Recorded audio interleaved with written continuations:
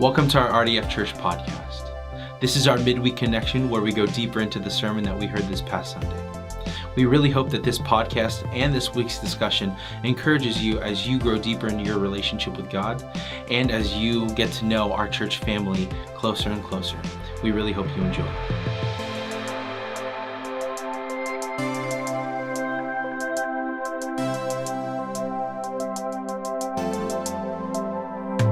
Well, welcome back, everybody. My name is Josh Suaverdez, if you didn't already know, but I am joined with a really great person. Many of you know him. Many of you know him as maybe a judge, and you also know him as our missions pastor. We're here with Gregg Prickett, and honestly, thank you so much for taking the time to come down here. Great to be here, and it's great to, as we focus on missions during this season of the year. Yeah, definitely. I think, as we just dive right in, I think it'd be important to kind of give a little background of you. Like I was saying, many of you know that, he has an impact on a lot of people's lives here in Rose Drive and in the States, but he also has a big impact globally. Being a man that wears many hats. So I think it would be really cool to dive into your backstory, your background, because I'm thinking about that the last all congregation meeting when someone asked, "Is Gregg paid? Is he not?" But why don't we just dive right in? Tell us about your role. But 26 years ago, our founding pastor, C.W. Perry, came and asked me if I would be part of the original prayer team that went to Cambodia. And I was an elder at the church at the time and had just transitioned to going onto the bench from being a lawyer. And I had young kids, and I said, sure. So I was part of that first team that went, and God really got hold of my heart there. And so for about the next 2 years, he just kept using that. And I joined the missions team, and I was involved in hearing what God was doing around the world, and just as a layperson stepping into that. And then about that same time, Gail Beebe asked me to start going to seminary. And so I took the first 2 Friend Center classes, took those, and then I was invited to go to Nepal on a really significant team of a medical team going there. And God did lots of amazing things as we went down and ministered in Baba Adhikari's area in the village. And when I came back, I just felt a really strong call to ministry. And so I went to C-Dub, and I went to Chuck Mylanders and others, and I was being mentored by Verl Lindley at the time. And they all affirmed that, and C-Dub had me step in as our lay pastor of missions, and I have been privileged to be doing that ever since. And so it's been about 24 years that I've been doing that, and it's just been great, and I love doing it, and I especially love working both with our team, the missions team, and getting to come alongside the great workers that God's given us here at Rose Drive, and that's our missionaries and what they do just around the world. It's really been special. Wow. I didn't even know how, you're very, very well seasoned, right? That's true. I've been doing this a while. That's incredible. I didn't even realize that you were volunteering into this pastoral role, and I think that's really something special, honestly, to be able to see that this is an outpour of your heart, right? It's not just, there's no other motivation other than the Holy Spirit leading you and guiding you and going before you all these past 24 years. I think that's really humbling to me, honestly. Well, it's a real blessing that we're a church that gives me that flexibility. And all of our pastors have given me incredible freedom because I've got a day job, and then I do this as well. And they are so supportive and so wonderful. And a church that does that, so that all of our giving that goes to missions goes to missions. It goes to the field to support the missionaries. Any administrative costs that we have for Sandy Leach or for others, that comes out of the general budget. And so when people give money to missions, it's going straight there. And it's really exciting so that people can know that and feel the confidence that, there's no administrative costs or something like that. So when you give to missions, it's blessing a missionary somewhere outside the United States in a really wonderful way. Or people who live in the United States but are doing work outside the country. Wow. Yeah, that's something, I don't really see that a lot. I don't know. I think man motivation, human motivation kind of gets in the way of a lot of things. And I don't know, it's really cool to see how God is working through that, through Rose Drive, and through you as just what do we do with missions, right? So and what's kind of flowed out of that is that my philosophy of ministry comes straight out of the biblical model of Jerusalem, Judea, Samaria, and the ends of the earth. That we view that all of us have a responsibility for Jerusalem.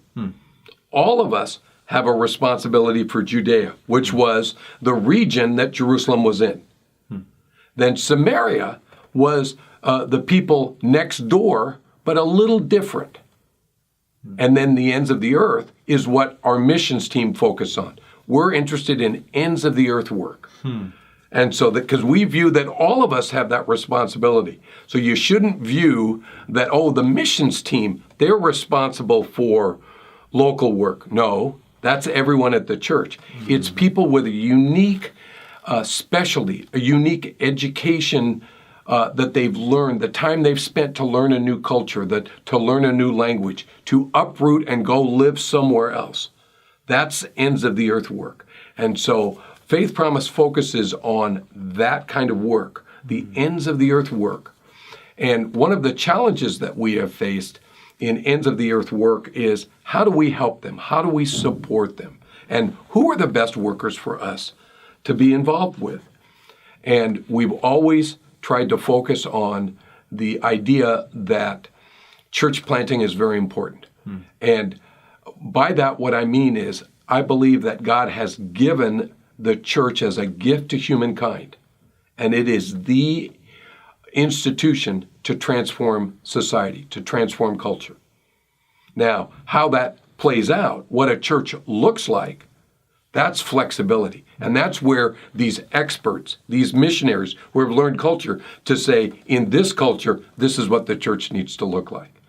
And so it's fun to sit down and talk with them when they're stripping away all of the cultural aspects and saying, what does it really mean to be the church? The church isn't a building. The church is a group of people who want to follow Jesus. And what does that look like in Nepal? What does that look like in Rwanda?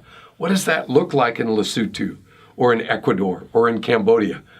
And it's so fun to get involved with that and to with those people and to sit down and pray with them and hear their vision and hear their stories and things like that. And it's just great. And now we've kind of moved into an area where we're trying to partner with them at times with short-term missions. And what kind of flows out of the short-term mission is we want to go and bless. Now, too often we go and it's about us. We say it's about them, but we show up and we want to look good. We want to take lots of pictures of us doing something so that we look good. Put it on Facebook. Right, and all like that. Whereas lots of times I've come to appreciate that the long-term workers, God's workers in the fields, those are the people that can be most effective. So our short-term teams, our goal is to come alongside those people and go, how can we help you? And for some of them, it's a particular project. But for others, it's, can you help us lead a retreat so we can have 2 weeks of spiritual refreshment? Can you come and watch our kids so that we can go and worship? We can sing praise songs for an hour and not have to worry about our kids or whatever it may be. And it's just a real blessing when we get to do that. Or can you come and do a specific task that someone here really can't do? So, it's times where you'll never see us going and painting, for example. Right. Anybody can paint. Right. And so if we're going and painting, that means, that we're really taking a job away from someone in that community who could be doing that.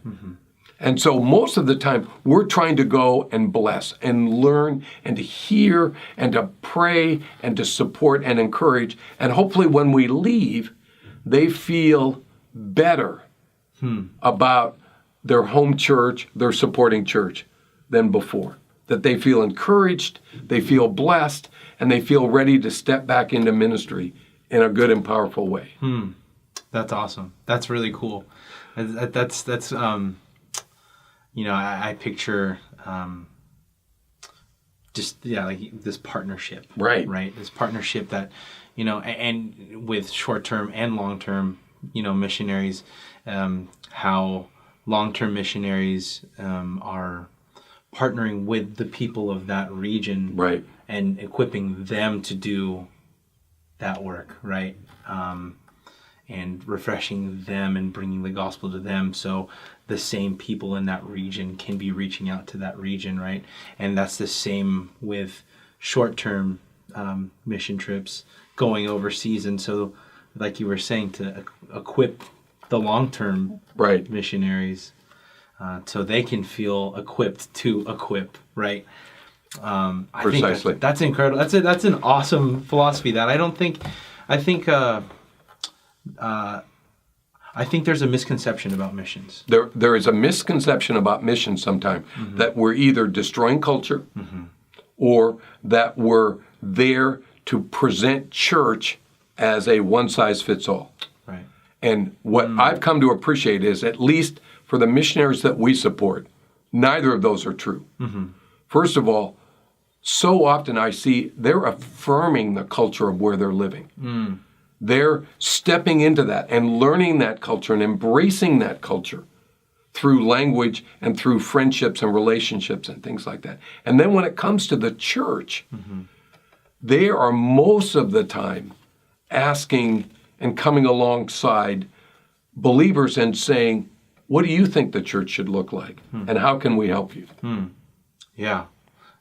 The church looks different here than it does in a place like Cambodia, a place like Uganda, or anything like that. Exactly. Because God does work differently, and God does work in not just one way, right? That speaks to different cultures. A fun example of that is there are portions of Jesus' story that we've all read that you kind of go like, okay, like the genealogy. I've read those and I've heard pastors talk about that, but it's never really touched my soul in a strong way. And I went to Africa one time and I was sitting with a man from Congo, and we're talking about that, and that comes up and he goes, oh, that was the point that I knew Jesus was special. Wow. And I was going, why? And he goes, oh, in my tribe, we maybe know back 5 or 7 or 10 generations. They traced his generation all the way back forever and ever. Wow. And he goes, look at that. He must have been important. Before I even knew about him, I read that and I said, this is an important person. And God humbled me on that, saying, this book isn't just for my eyes and my culture, but it's for everyone. Another example would be, there was a place where you read that little story where all of Jesus, when he was a boy, and all of his classmates were murdered. Remember that? Early on when Herod says, we're going to kill all the babies under the age of 2. When you think about that, Jesus had no playmates then. When he came back, everybody his age would have been gone. Well, in an area like Cambodia or Rwanda, where there have been massacres, that part of the Christmas story is one they always tell and always talk about. Wow. And they say, see, this is a man, this is a God, this is the Son of God that I can pray to because he knows my pain. Wow. He knows what I feel like. And I go to these places and I hear stories like that and I go, we are blessed by interacting with them. Not so much, oh, I'm blessing them by going. I'm hoping to achieve that. But I come away so blessed by getting to interact with what God's church looks like around the world. Wow. Wow. That's God's big. God is so big, and it's so wonderful. And every time I go, Wow. you get a story like that. You hear something about the gospel, something about God's story in Scripture that is touching them that you go, wow, I never saw that. I totally missed that in Scripture. Yeah. Yeah. So it's just a beautiful interaction as our church gets big, and I don't mean, size-wise, Yeah. but I mean big in our vision for where God would have us do, that the church is the whole world, and that they all can speak into us in wonderful ways. Man, that's encouraging. I love that. It's comforting for me to know that God doesn't fit inside a small American box, American package, but God speaks life, and God speaks, powerful words to all of us, to everyone, regardless of what kind of building you meet in, or, if you're in, a village in the middle of, a rural area or anything like that, God still speaks, and I think that's powerful. And so last Sunday, hearing the stories of some of the members of the short-term trips from Allie and Kevin and Paul, it was really cool to see how God was speaking to them as they felt called to go and help and rejuvenate or assist the long-term missionaries that were already there.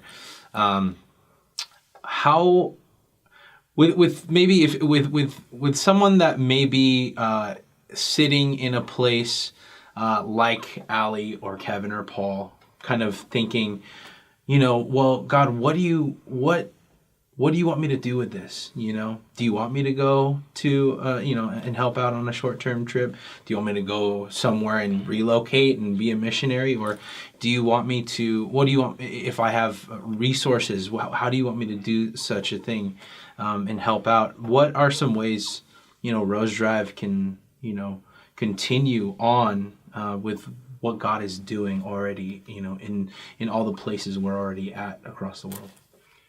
It's a great question, and there's so much I could say about that. So I'm going to give us a couple of little things that have helped me. Please. The first thing is, if you have not stepped into your prayer life with praying for a missionary, pick a missionary from our list who kind of fits where you are in life. So if you're a Paul Damas, then pick somebody who's got, a couple of young kids. If you're an Allie, then we're going to give you an opportunity coming up real soon that we're sending a young lady for 2 years to Thailand. And so I'm sure Allie will be on her team. Or maybe it's a family that has someone in your age group like that. Or maybe it's somebody like me at my age, and you pick someone who meets kind of that. And then they would say, everything that we face, they face. So if you're going through a time where, I'm concerned about my extended family because of this, they're probably going through a similar thing or have been. And so we can be praying for that. If you're getting a little older and you got creaks, they probably got the same physical conditions. If you're young and you're concerned about what am I going to do for what's 5 years from now going to look like, they're probably in the same situation. You're struggling financially, they're struggling financially. There's all these different things, and they would say there is nothing unique about our experience that isn't so much like yours. So start there with your prayer life and start praying for them and getting to know them. Read their prayer letters. Go online and figure out who they are and pray with them, or come talk to me and I'll be happy to help you connect with that. So that would be the first thing. The second thing would be, as God's Spirit prompts you, how can you get involved? Now, there's a couple different ways we get involved. We get involved financially. And there's different ways that you can do that. Some people just, they're in a financial situation where they can give what's called out of their abundance. And they just say, God's blessed me, and I have money, and I can give that. then I would encourage you to just respond to that. Or there's some people who say, you know what, I'm going to give up so that I can give. So they decide I'm going to give up one or two things. You know, I'm going to brew coffee at home instead of going out and buying a Starbucks.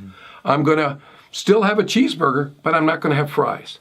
You know, or just something tangible like that.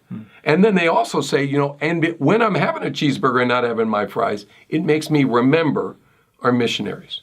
It makes me step in and to be helpful. And then you say, in lieu of that, of those French fries, I'm going to give that money to missions. You know, and start with that. That's Laura and I started out very small.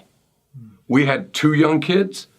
We didn't know where our initial faith promise commitment, where that money was going to come from. I mean, we were truly stepping out in faith, and yet God provided. We didn't want for anything. He provided all that we needed, and it was a real blessing, and we've been part of Faith Promise ever since.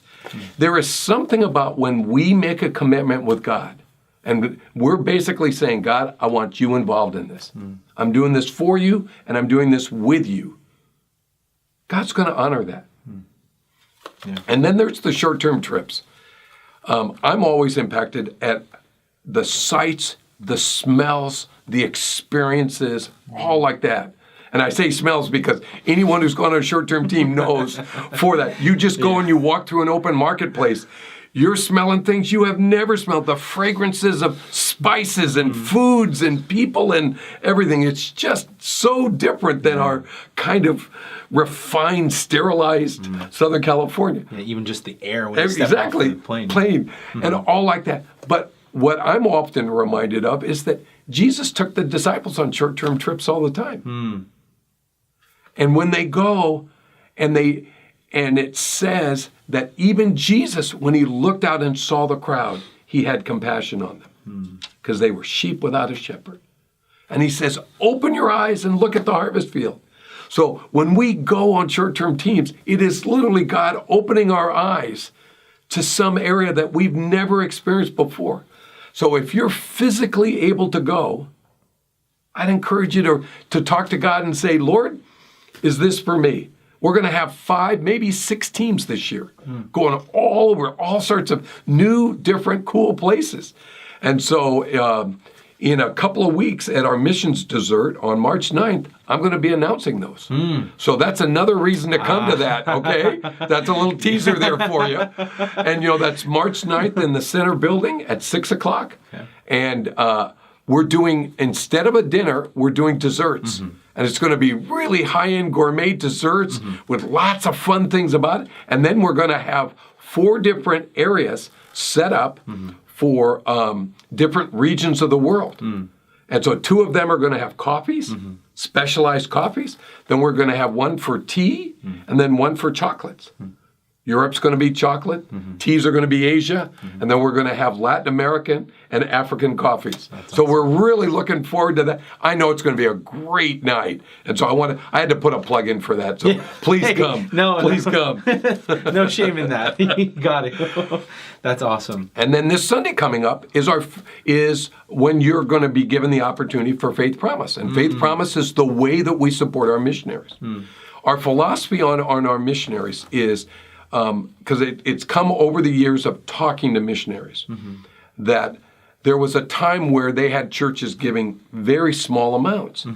And it was really stretching them. They had 20 or 30 churches giving $50. And they loved that. But they were also saying, when I come home on furlough, we have to go to all 20 or 30 churches. And they felt like, ouch, that's hard on our family, that's hard on us. So we at Rose Drive kind of said, you know what, we want to be a significant part of your team. We don't want to be the only part of your team, but we want to be significant on that. So we don't have as many people that we support as we could, but we want to be, with all of them, we try and do it significantly. And so for the folks in Ireland, we want to be significant. And we look towards your ties to Rose Drive, your what type of work are you doing? Are you doing cross-cultural work, which we value? Are you planting churches, which we value? Are you doing language learning in your new culture, which we value. There's all these things that we value, and God has found that with us, it's very interesting. He's given us wonderful, but sometimes hard mission fields. Rwanda, that's a tough place. Cambodia, that's a tough place. Yeah. Nepal, Congo. These are rough. He has not given us the soft places. Yeah. He's given us, and yet when you talk to them, time and time again, you hear from people and they say, there's no place I'd rather be. And I'm just so touched when I'm sitting in their homes and hearing a situation like that. And I'm thinking, wow. And I was just complaining about this or that in my life. And now I see this and I go, I got nothing. So if you're kind of thinking about stepping into Faith Promise, let me encourage you to do that. And remember, I don't know what people give, other than the bookkeeper. Nobody here knows. So it's really between you and God. So if you just want to, if you've never done it before, talk to somebody who has, and I would encourage you to just step into it. Yeah. Wow. Well, Greg, thank you so much. Oh, Josh, thank you. This is great. I appreciate it. Thank you so much for sharing your heart and just giving us a glimpse into what God is doing in missions at Rose Drive. I really appreciate it, and I know that everyone listening really does appreciate it too. Well, Josh, we love having you as part of our team here, so welcome, my friend. And the question I have for you is, where are you and I going next? Because we're going somewhere. We're going to get some good food right now. There we go. But no, we're going somewhere outside the United States, you and me. Okay. You heard two of them talk about it was my ask, so I'm not afraid to ask. So, hey, and who knows, I might be walking up and asking you that same question. Well, thanks so much, Greg, honestly. Thanks for tuning in, guys. We really appreciate you tuning into our Midweek Connection. We'll see you next time. Blessings.